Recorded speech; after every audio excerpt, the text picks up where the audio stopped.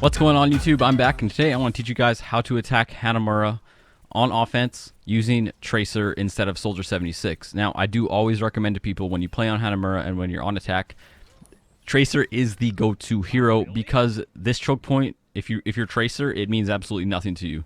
What is a choke point to Tracer?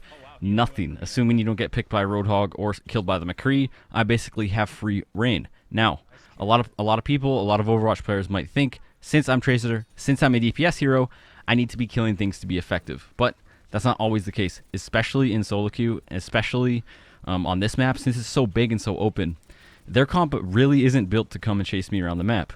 So if you notice here, I get in behind them and we lose my diva. So right away, we're probably not going to win on this push here.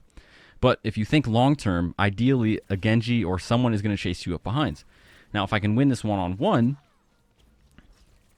like I did there, it puts their team in a predicament now. Are they going to send someone up here to get me? Because if they do, they're going to have to take their pressure off the choke point, and if they take the pressure off the choke point, then it's going to be really easy for my teammates to make a play.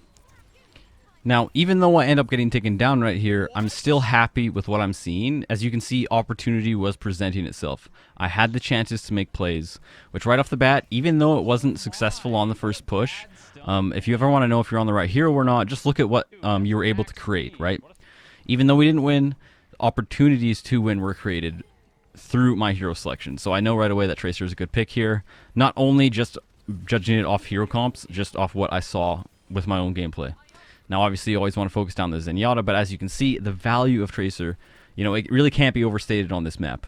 Even though I get taken out 2 times in a row and rezzed here, you see how easily I'm able to just completely mitigate the choke point. Now, like I said before, getting kills obviously is your priority, but it isn't the only way to know if you're being effective. As you can see, I've distracted their Genji, I've weakened their Zen, and their McCree is also hunting for me right now. So you see, I have 3 of them shooting me. Genji, McCree, Zenyatta all shooting at me. I have Discord on me. Now, I get taken out, and that's fine, because as Tracer, I'm meant to be a distraction as much as I am a DPS. And you can see my team's winning the team fight, because while 3 of them were over-focusing me in the back line, my teammate was overrunning them on the front line. So if you do play Tracer, focus just as much pulling the enemy team away from the choke point towards you, kind of like you're kiting them and being a distraction, as much as you would focus on killing them. It's just as valuable. Overwatch, I hate dealing with the choke points, and if you guys hate dealing with the choke points, Tracer is the hero you need to pick. If you are a soldier player, you should be able to transition very easily into Tracer. Now, one of your jobs as Tracer, especially when you play against an Orisa, it is your job to put pressure on the Orisa. It is your job to make the Orisa want to switch off. Since she has that shield, no other hero in the game can really even contest an Orisa remotely. If you ask me, Orisa is a broken hero right now, and I think they should look at nerfing her. Maybe not because she's overpowered, but it's just because of I don't think she's good for the game. For example, I don't think Orisa is a very fun hero to play. It's not very exciting. You play a very stationary role, and it's not fun to play against either because, as you can see, look at how effective this hero is able to be, the Orisa right now. Contesting the point, we're not even getting close to a tick yet, even though we're pretty much dominating them.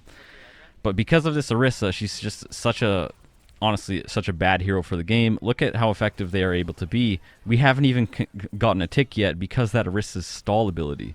Once again, they res the Orisa, and there it is again, just sitting inside of that shield. So you can either do 2 things, and you have to fully commit to one thing or the other. You focus everything other than the Orisa, like the Zenyatta, like the Mercy, or you only go for the Orisa.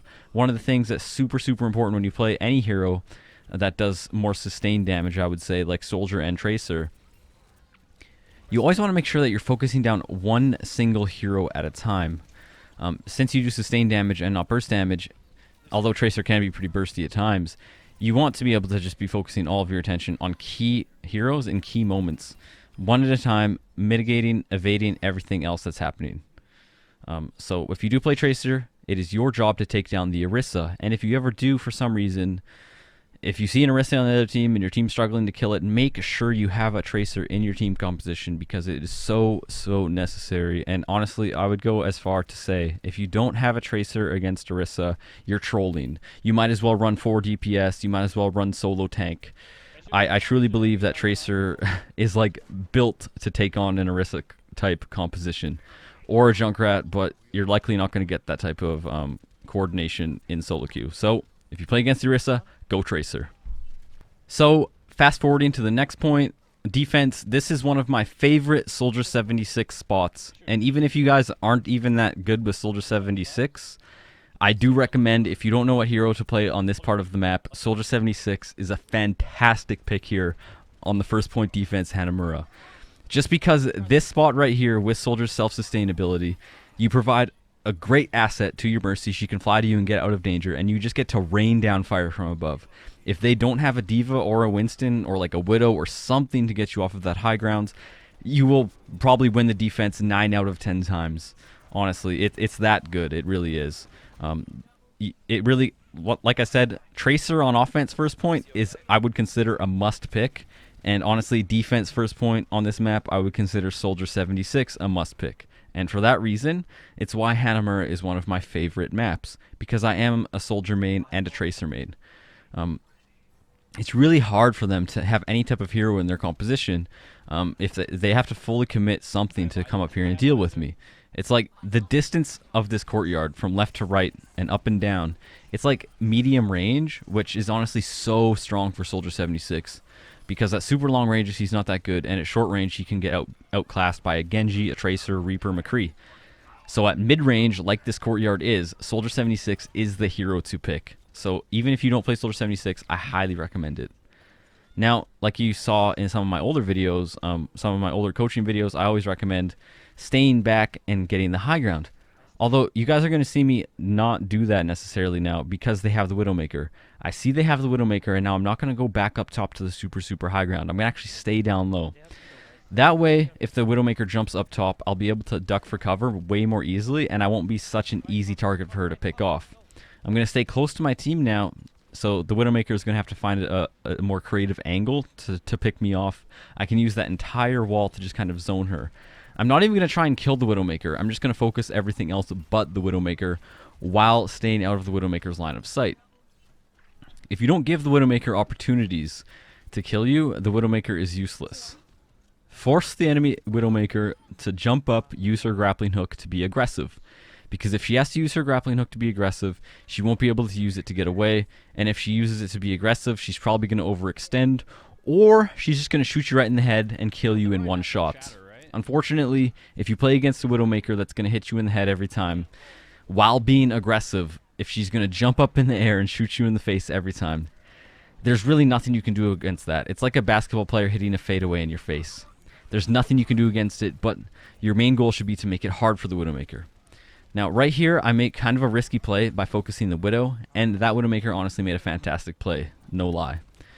My thinking right there was, since all of my enemy team was grabbed, the Widowmaker would never be expecting me to shoot at her. She would obviously be thinking the soldier's going to shoot everything inside the Graviton. I tried to throw a curveball at her, but luckily she didn't overextend, she didn't peek. So I think the Widowmaker is probably a pretty smart player. As you can see, the Widowmaker is a Smurf, so that's probably why. But one of the questions I always get all the time, how do you play against Soldier 76? Or how do you play against Widow as Soldier 76? Now, like I said earlier, one of the most important things you need to remember that if the Widowmaker can't see you, she can't kill you. And you want to make her be the aggressor, right? Because ideally, in using a sniper rifle, this applies to any video game really, where does a sniper thrive? Hiding in the back line, looking for headshots, right? But if you don't offer those headshots, the Widowmaker is useless. And if you guys have played Widowmaker, or any hero for that matter, if you go through long periods of not being able to shoot anything, your confidence is slowly going to wean down and down and down. You're going to go cold, your reflexes are going to go cold, and you're not going to be in the zone. So if you don't give the Widowmaker opportunities to shoot at anything, she's going to be cold off the drop as soon as she does get an opportunity. So, especially on the second point here, Widowmaker can be super effective. So you always want to keep an eye on the back of your mind.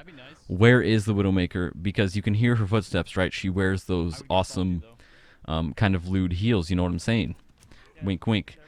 Right there, I don't know where the Widowmaker is. She snipes me. But now, as you can see, I'm not even going to give her an opportunity. If this Widowmaker wants to kill me, she's going to have to use her grappling hook. She's going to have to jump up here and fight me. Notice how my team's fighting right now. I'm not even looking at that Widowmaker. I don't even care what you do. Like, it literally makes no difference to me. As long as my team doesn't peek her and I don't peek her, the Widowmaker is absolutely useless. It really is a simple concept, and this map is honestly a fantastic map for Soldier 76. So if you guys play against the Widowmaker, remember, don't give the Widowmaker opportunities to kill you. As you can see, that player's been on Widowmaker for how long now? A couple minutes, 2 minutes, maybe 3 minutes. And they haven't even really gotten an opportunity to kill me other than what I gave the Widowmaker. The Widowmaker's opportunities are only going to come when you give them to her. So don't give her any opportunities at all to kill you. There's really no point. You don't really gain much from it. That's what they want. Ideally, the Widowmaker wants you to show your face so she can shoot it off. Don't give her that opportunity, and she'll have nothing to shoot at, and she'll feel like a dingus. You always want to make sure. See right here, the Widowmaker's right there. Now, if I was a cocky player, I would probably peek that Widowmaker and try to kill her just to be like BM, you know. But there's no point. See the Widowmaker shooting, and I'm just gonna shoot her team because she's just letting me. She's putting no pressure on me. I'm putting no pressure on her. But advantage goes to me because I'm the one on defense. She's the one that needs to be aggressive, not me. As you can see, for some reason my team went Widowmaker to counter the Widow. That's just what happens, unfortunately, online when you play this game. But nothing I can do against that. As you can see, I'm just completely ignoring the Widowmaker, and their team is killing my team right now on point. But one thing about 2CP is if they don't kill your whole team in one fell swoop off the beginning, we're just going to come out of the spawn and cheese you. And you know, I didn't make the 2CP rules, but that's just how it is. As you can see, I've stayed alive. I've bought my team enough time to come out of spawn, and this Widowmaker finally killed me after all of that time. That Widowmaker's been Widowmaker what for 2-3 minutes now? Killed me twice. One of the times it was my fault. I poked. I peeked. The second time she had to be aggressive and make a play, and she made a play. Good for her.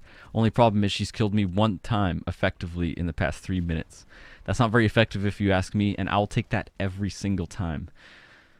So right here, just getting the high ground. I almost have my aimbot, and I'm just trying to analyze the situation. And this is a great angle I always like to use when I get my aimbot. You drop all the way back down here to the bottom right section of the map, and it's so good because if the teammate comes, if the enemy team pushes down main, you'll be able to shoot them, and if they push top left to the high ground, which you'll commonly see run by most teams, you can also shoot them from down there. And then if a Winston or something dives you, you can run back into your own spawn and immediately get all of your health back. So if you guys want to know, if you play Hanamura on first point offense, pick Tracer. First point defense, pick Soldier. Second point defense, Tracer's still really strong, and Soldier's still really strong. And if you play against the Widowmaker as Soldier, don't peek her. Don't even give her a chance to shoot you. Just stay out of her line of sight for the whole time. And if you play Tracer on defense second point, I'll probably make a video about how to play Tracer on defense in the next episode or a later video. But that's for another time. I hope that you guys enjoyed this video, and thank you so much for watching.